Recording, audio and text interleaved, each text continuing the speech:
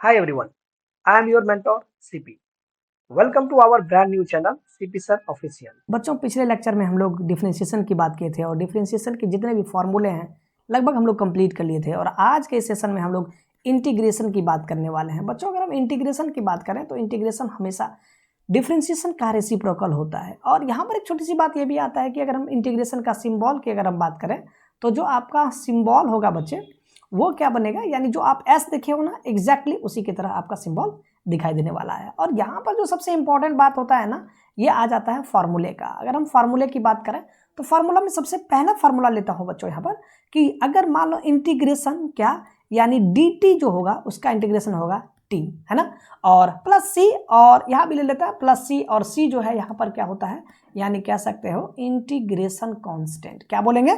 Integration constant, है ना। कभी कभी जब आईडी क्वेश्चन सॉल्व करते हो ना तो इसका ये जो इंटीग्रेशन कांस्टेंट है इसका बहुत ही महत्वपूर्ण भूमिका निभाता है उस क्वेश्चन में, है ना। चलिए अब हम बात करने वाले हैं इसके दूसरे फार्मूला की तरफ चलते हैं। दूसरा फार्मूला आपको क्या कहता है बच्चों? जो दूसरा फार्मूला बनेगा वो बन जाएगा यानी इंटीग्रेशन ऑफ सी इनटू कर दीजिए कितना डी टी। तो यहाँ पर कांस्टेंट सी जो है यहाँ पर क्या है, यहाँ पर मैं ले लेता हूँ सी इक्वल्स टू क्या बन रहा है, ये बनता है बच्चे कांस्टेंट। तो कांस्टेंट को आप क्या करिए बाहर कर लीजिए और यहाँ पे इंटीग्रेशन का सिंबल लगाइए और क्या लेंगे यानी डी टी।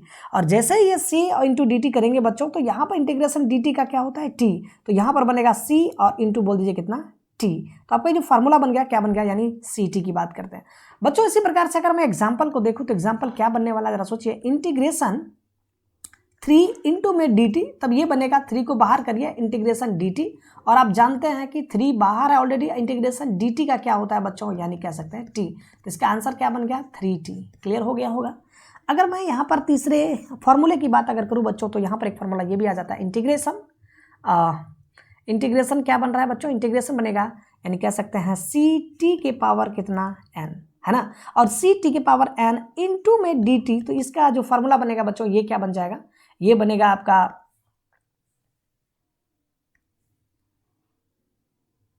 सी को बाहर कर लीजिए इंटीग्रेशन बन जाएगा टी के पावर n इंटू में बन जाएगा डी टी। और अगर मैं सी की बात करूं और यहाँ पे टी के पावर n की बात करूं बच्चों तो टी के पावर n का जो फार्मूला बनेगा टी के power n plus 1 by n plus 1, ये आपका फार्मूला बनके तैयार हो जाता है ना। एक एग्जाम्पल के तौर पे इसको समझते हैं कि क्या यह सही है या गलत है। तो यहाँ पर एग्जाम्पल लेते हैं ताकि आपको बेहतरीन समझ में आ जाए। तो यहाँ पर इंटीग्रेशन की बात करें, इंटीग्रेशन बात करें बच्चों यानी 3t स्क्वायर इंटू में डी टी। तो इसका जो इंटीग्रेशन बनेगा 3 को बाहर करिए कांस्टेंट है, यहाँ पर बनेगा टी का स्क्वायर इंटू बन जाएगा डी टी। यहाँ पर फिर से लिख दीजिए इसको 3, और यहाँ पर बात करते हैं टी स्क्वायर का जो इंटीग्रेशन हो जाएगा बच्चों ये बनेगा टी 2 प्लस 1, क्योंकि यहाँ पे n का पावर था बच्चों तो यहाँ पर n plus 1 by n plus 1। तो 2 प्लस 1 बाय कितना बनेगा 2 प्लस 1 की बात कर रहे हैं। तो यहाँ पर जिसका फार्मूला जो बन के कंप्लीट होता है बच्चों, ये जो ड्राइव होकर कंप्लीट हो रहा है ये बन रहा है 3 इंटू टी के पावर 3 अपॉन में 3, यानी ये 3 और 3 कैंसिल आउट हो रहा है। इसका जो आंसर बन जाएगा ये बन जाएगा आपका टी क्यू, है ना, यानी टी का पावर 3 था यहाँ पर, और इसको टी क्यू भी कह सकते हैं हम लोग। अगर हम दूसरी बात करें बच्चों तो यहाँ पर दूसरी बात क्या बनता है, एक और एग्जाम्पल के तौर पर इसको समझा जा सकता है। एक एग्जांपल ले रहे हैं और, है ना, और ये आपका है 4t के पावर कितना है, यानी अगर बात करते हैं बच्चों तो यहाँ पर कह देते हैं -5 इंटू में क्या डी टी, और ये इंटीग्रेशन वाला फॉर्म है। इसका मतलब बन जाएगा कि 4 और इंटीग्रेशन टी के पावर कितना -5 इंटू बोलिए डी टी। तो यहाँ पर बनेगा 4 इंटू टी के पावर कितना -5 प्लस 1 बाय -5 प्लस 1। यहाँ पर बनेगा 4 इंटू टी के पावर कितना -4 अपॉन में -4, यहाँ पर ये कैंसिल आउट हो रहा है तो इसका आंसर बन जाएगा टी के पावर कितना -4। अगर आप उसको और थोड़ा सा सिंप्लीफाई करें तो थोड़ा सा और सिंप्लीफाई करने के बाद आपका आंसर बन जाएगा -1 बाय टी के पावर कितना 4, ये आपका फाइनल आंसर बनता है। एक बात मैं आपको बता दूं, अगर मैं टी के पावर n की बात किया हूं तो यहाँ पर एक छोटी सी बात ये भी आ जाता है कि n जो है ये कभी भी -1 के करीब नहीं होना चाहिए, ये थोड़ा सा आप ध्यान रखेंगे, ठीक है, where n is never equals to -1। अगर मैं आगे फार्मूला की बात करता हूं तो यहाँ पर एक छोटा सा चेन रूल वाली फार्मूला आता है जो आपको थोड़ा सा सताएगा भी एग्जाम के क्वेश्चंस में, तो आपको परेशान होने की आवश्यकता बिल्कुल भी नहीं है।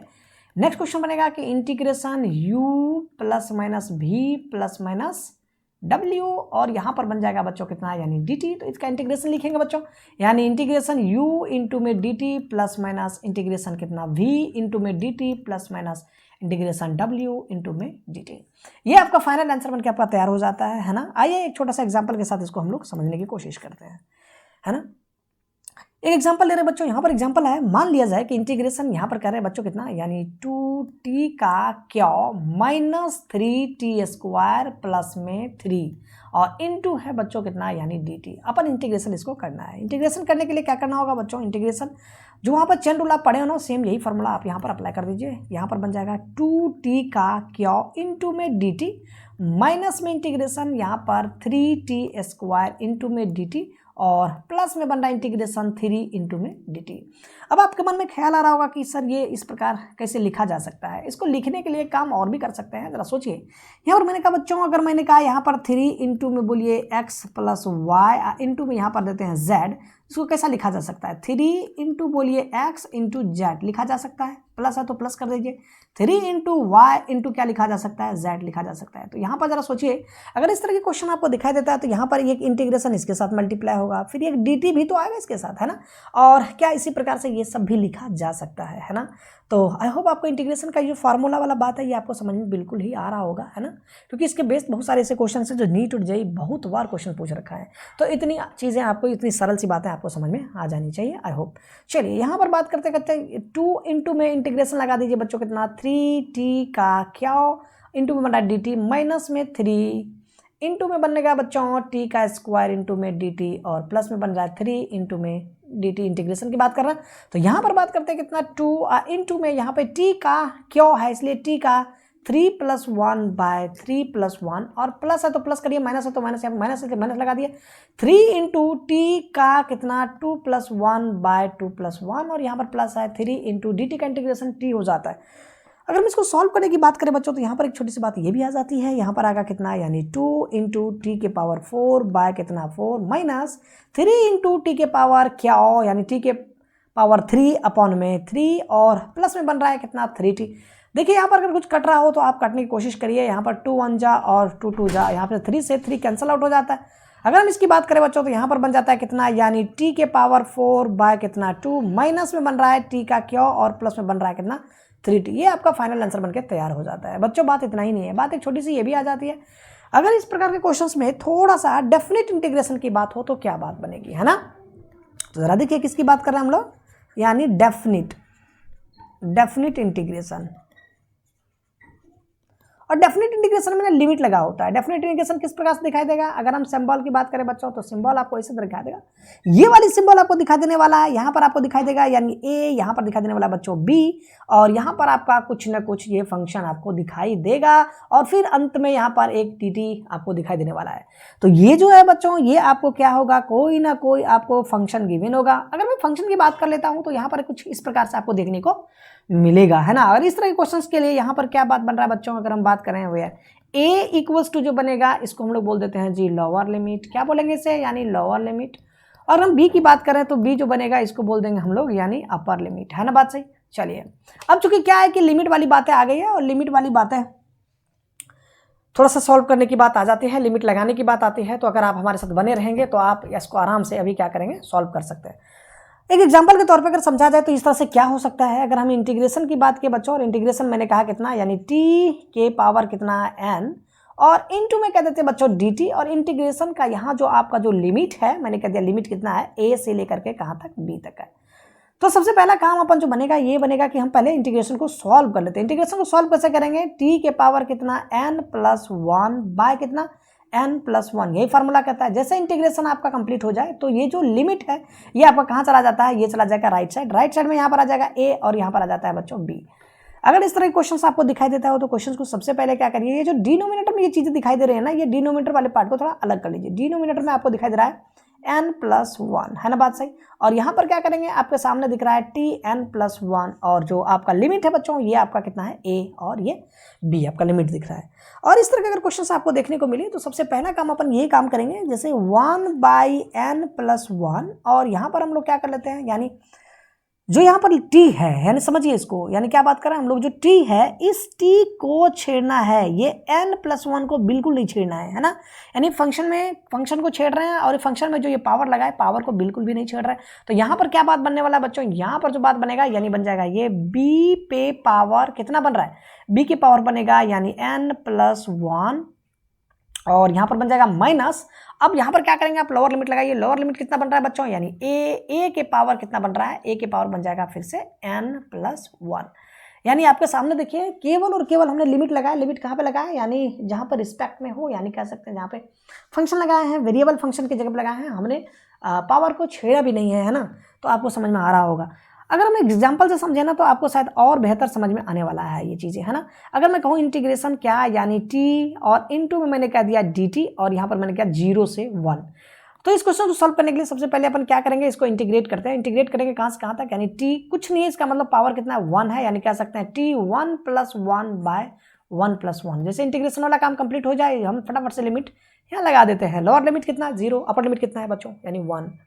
अब यहाँ पर एक छोटी सी बात ये भी आ जाता है कि अगर हमने कहा था कि आपको यहाँ पर एक छोटी सी बात मैंने ये भी कहा, जो आपका जो डिनोमिनेटर में है इसको हमने क्या करा था, इसको हमने बाहर कर लिया था, फिर हम लोग इसको भी बाहर कर लेते हैं। यानी कह सकते हैं इसको t² कितना बन रहा है 2 और ये 0 से 1, तो यहाँ पर करेंगे 1/2 और यहाँ पर बन रहा है आपका t² 0 से कहाँ तक 1।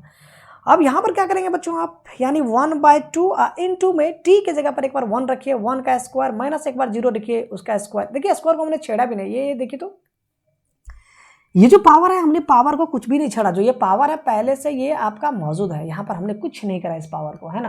तो थोड़ा सा ये भी आप क्या करेंगे, ध्यान देंगे, है ना। अगर मैं इसको और सॉल्व करूँ तो यहाँ से बनता है 1/2 इनटू में 1 का स्क्वायर 1, 0 का स्क्वायर 0, यहाँ पर बनेगा कितना, यानी इसका आंसर बन जाएगा 1/2 इंटू 1, तो इसका आंसर बन जाएगा 1/2, है ना बात सही। तो अब जरा सोचिए ये जो आपको क्वेश्चन दिख रहा था बच्चों, ये क्वेश्चन का आंसर क्या आ गया, यानी क्वेश्चन का आंसर t इंटू dt का इंटीग्रेशन 0 से लिमिट था 1 तक, तो इसका आंसर बनकर तैयार होता है कितना, हाफ। एक और छोटी सी बात कर लेते हैं, एक क्वेश्चन और ले लेंगे तो आई होप आपको और भी बहुत बढ़िया से समझ में आने वाला है। एग्जाम्पल नंबर 2 की बात कर ले बच्चों, तो 2 कहते हैं बच्चों, जैसे मान लिया जाए यहाँ पर मैंने कहा कि -1 और यहाँ पर हम लोग कह देते हैं 1, और इसकी बात करता हूँ मैं t का क्या इनटू में मैंने कहा dt। आपका मन करे तो यहाँ पर आप क्या लगा दीजिए, 2 भी लगा दीजिए, कॉन्स्टेंट भी लगा दीजिए, कोई फर्क पड़ने वाला नहीं है। कांस्टेंट है तो कांस्टेंट को बाहर कर लीजिए, कांस्टेंट को बाहर करेंगे तो -1 से लेके कहाँ तक 1 की बात कर रहे हैं, और ये बन रहा है t क्या इनटू में बन रहा है बच्चों dt। पहले आप इस इंटीग्रेशन को सॉल्व कर लीजिए, फिर लिमिट लगाएंगे, यानी 2 इनटू में क्या बनेगा, अब मैं डायरेक्ट कर रहा हूँ, t के पावर कितना 4 अपॉन में कितना 4, -1 से कहाँ तक जाएगा 1 तक। तो जरा सोचिए यहाँ से, यानी 2 बाय हम 4 की बात कर लिए और यहाँ पर बन रहा है t के पावर 4, -1 से कहाँ तक 1 की बात कर लेते हैं बच्चों। अगर इस तरह की बात आती है तो आप एक काम और कर ले, यहाँ पर क्या करें, इसको कोई कटवट हो रहा है तो कटवट करा लीजिए, कटिंग वटिंग कराइए। यहाँ पर देखिए 2 1 जा 2 2 जा, तो क्या बात बन गया, यहाँ पर बन गया जी 1/2 इनटू में बन रहा है t के पावर 4 -1 से लेकर के 1 तक। तो यहाँ पर एक काम और भी करेंगे 1/2 और यहाँ पर t के सामने यहाँ पर अपर लिमिट लगा दीजिए, 1 के पावर 4 माइनस बोलिए कितना, यानी माइनस बन जाएगा -1 के पावर कितना बन रहा है, यानी 4, है ना बात सही। चलिए अब यहाँ पर एक छोटी सी बात ये भी आ जाता है कि अगर हम बात करें 1/2 और 1 पे पावर 4 है, कितना भी कर लो तो क्या बनेगा 1 ही बनेगा, और -1 को कितने टाइम्स में 4 टाइम्स में। तो अगर सम संख्या हो यानी इवन नंबर हो तो हमेशा वो पॉजिटिव देता है, -1 इंटू -1 इंटू -1 इंटू -1। देखिए क्या बात बन रहा है बच्चों, अगर हम इसकी बात कर लेते हैं तो यहाँ पर आपका -1 इंटू -1 इंटू -1 -1 इंटू -1 +1 बनेगा, क्या +1 बन जा रहा है ना बात सही। और यहाँ पर फिर से क्या हुआ, -1 इंटू -1 क्या बन रहा है, यानी +1, +1 इंटू +1 कितना बन जाएगा, यानी +1 के करीब बन जाएगा, है ना। चलिए +1 इंटू +1 तो +1 के करीब बन रहा है, यानी आप सीधा सीधा जानिए ना कि अगर -1 पे अगर यहाँ पर इवन नंबर हो तो हमेशा +1 देता है, और अगर ऑड नंबर हो तो ये माइनस देता है, ठीक है। चलिए तो यहाँ पर क्या वैल्यू आने वाला है, 1/2 इंटू 1 में से 1 चला गया, कितना बना 0, तो इसका आंसर क्या बनेगा 0। अब आप सोचिए ना, ये जो क्वेश्चन था देखने में ऐसा लग रहा था कैसे एकदम से हाथी की तरह है ना बात सही, लेकिन ये क्वेश्चन कितना ही आसान है। इसका आंसर क्या आ गया, इसका आंसर आ गया 0, है ना। Particle is moving with the speed v = b√x along positive x axis. Calculate the speed of particle at time t equals to tau. Assume that the particle is at origin at t equals to 0. इसका मतलब कह रहा है particle 0 से start हुआ होगा, अपना initially start हुई होगी। बच्चों इस तरह के क्वेश्चन अगर आपको देखने को मिले तो सबसे पहला क्वेश्चन में कुछ है नहीं, यूं ही आपको दिख रहा होगा कि आईडी जेई मेन का क्वेश्चन है, ऐसी कोई बात है नहीं।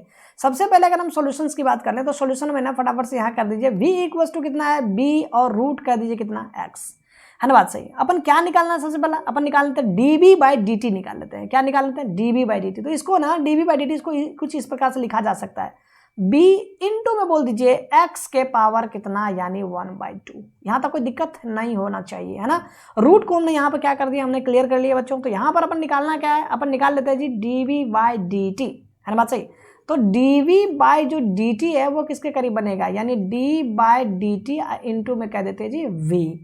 अब यहाँ पर एक छोटी सी बात ये भी आ जाती है बच्चों, अगर हम बात करें यहाँ से कि d/dt इंटू में क्या बन रहा है, यानी v का मतलब हो गया b इंटू एक्स के पावर कितना, यानी 1/2। यहाँ पर एक सोचने वाली बात ये है कि जो ये वैल्यू है नीचे डिनोमिनेटर में, ये t है। t के रिस्पेक्ट में कोई फंक्शन में क्या प्रेजेंट है, क्या t नहीं है। अगर t के रिस्पेक्ट में नहीं प्रेजेंट है, इसका मतलब वहाँ पर अपन पार्शियल डेरिवेशंस लगाएंगे। क्या लगाएंगे, पार्शियल। ऐसा मल्टीप्लाई हो जाएगा, इंटू में बनेगा b, इंटू में बन जाएगा x के पावर कितना 1/2 -1 इंटू में बन जाएगा dx/dt t के रिस्पेक्ट में।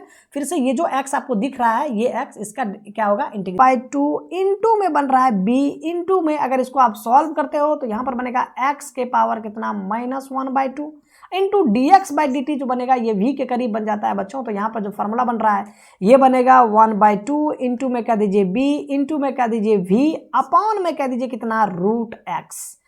आई होप यहाँ तक आपको समझ में कोई दिक्कत नहीं आ गया। आपको मन करता है √x नहीं लिखेंगे, मत लिखिए साहब, यहाँ पर आप ये लगा दीजिए, क्या लगा देंगे, x के पावर 1/2 लगा दीजिए, आपको जो मन करता है वो लिखिए। इंटू में आपका v ऑलरेडी है। यहाँ पर एक काम और कर लेते हैं, 1/2 इंटू में b इंटू में v। अच्छा, v का जो वैल्यू है उसको पुट कर लिया जाए। v की वैल्यू कितनी है बच्चों, अगर v की बात करते हैं यहाँ पर देखिए ना क्वेश्चंस में, v इक्वल्स टू है b√x, यानी हमने क्या निकाला था, v इक्वल्स टू ये निकाले थे b इंटू x के पावर 1/2। तो b इंटू में x के पावर 1/2 अपॉन में फिर से एक बार x के पावर कितना 1/2। अगर सोचिए ना, ये वाला पार्ट आपका क्लियर हो जाता है, ये आपका क्लियर हो गया, ये भी क्लियर हो गया, आपके पास बचा क्या, आपके पास बचा 1/2 इंटू में b का स्क्वायर, यानी कह सकते हैं बच्चों, यानी b²/2 कितना बन गया, b²/2 आपका क्लियर हो जाता है बच्चों। ये आपका dv/dt है ना। अपन क्या चाहिए, अपन चाहिए dv बराबर क्या बनेगा, dv बराबर बनता है बच्चों, यानी कह सकते हैं b²/2 इंटू में बन रहा है कितना, dt, क्रॉस मल्टीप्लाई अगर कर दिया जाए तो, है ना बात सही। अपन क्या चाहिए, dv है। dv मतलब हो गया कि जो वेलोसिटी है उसका छोटा पार्ट है, अपन पूरा कंप्लीट पार्ट चाहिए, तो यहाँ से क्या बनेगा, इंटीग्रेट बोथ साइड, है ना। अब यहाँ से v अपन चाहिए, तो v क्या इसके इंटीग्रेशन से बनेगा, dv से। क्यों, क्योंकि आप जानते हैं यहाँ पर इंटीग्रेशन dt जो होता था वो t होता था, तो क्या इंटीग्रेशन यहाँ पर dv जो है वो v नहीं हो जाएगा, तो v का इंटीग्रेशन क्या बनेगा, dv, है ना बात सही। चलिए अब यहाँ पर हमने v निकालने के लिए अब यहाँ पर क्या करेंगे, जो आपका dv है उस वैल्यू को यहाँ पर क्या करते हैं, पुट कर देते हैं, जो यहाँ पर बनेगा b² कितना 2 इंटू बन रहा है dt। चलिए अगर हम v की बात करें बच्चों, तो यहाँ पर बन जा रहा है b²/2 इंटीग्रेशन बन रहा है आपका dt। क्योंकि ये b²/2 ये कांस्टेंट हो गया, तो आपको घबराने की आवश्यकता बिल्कुल भी नहीं है। तो यहाँ पर जो आपका v इक्वल्स टू बनेगा ये बन जाएगा b²/2 इंटू dt का इंटीग्रेशन बन जा रहा है t। बच्चों यहाँ पर एक छोटी सी बात ये भी आ जाता है कि जो आपका लिमिट था, सॉरी हमने लिमिट तो लगाया नहीं, लिमिट कहाँ से कहाँ तक की बात हुई थी, लिमिट आपकी हुई थी इनिशियल t इक्वल्स टू 0 से कहाँ तक, t इक्वल्स टू 0 से τ तक। तो यहाँ पर थोड़ा सा क्या करिए, आप लिमिट लगा लीजिए ताकि और भी आपका क्वेश्चंस में 4 चांद लग जाए। तो यहाँ पर लगा लीजिए, यानी 0 से कहाँ तक जाएंगे, 0 से जाएंगे यानी τ तक, है ना। तो 0 से कहाँ जा रहे हैं, τ तक। तो यहाँ पर क्या करेंगे साहब, आपका ये जो t आया है, तो ये t आपका इंटीग्रेशन 0 से कहाँ तक, τ तक, है ना। तो यहाँ से जो v इक्वल्स टू बनेगा ये बनेगा b²/2 इंटू में बोलिए τ -0, तो v इक्वल्स टू बनेगा b²/2 इंटू में बन रहा है τ। तो ये जो आपका आंसर बन गया, ये बन गया आपका v इक्वल्स टू कितना, b² τ कितना 2। अब अपने ऑप्शंस को मिलाइए, b² τ/2 कहाँ पर है, b² τ/2, क्या यही चॉइस है क्या, देखिए तो बी चॉइस आपका आंसर बनके तैयार हो जाता है। आई होप आपको ये वीडियो लेक्चर समझ में आ गया होगा। अगर समझ में आता है तो please like share and comment, दूसरे को भी हेल्प करिए, है ना। और कमेंट बॉक्स खाली होती है, अपना प्रतिक्रिया राय जरूर दें। बाकी आपसे एक बार फिर मुलाकात करेंगे एक नए वीडियो के साथ, तब तक के लिए बाय एंड टेक केयर।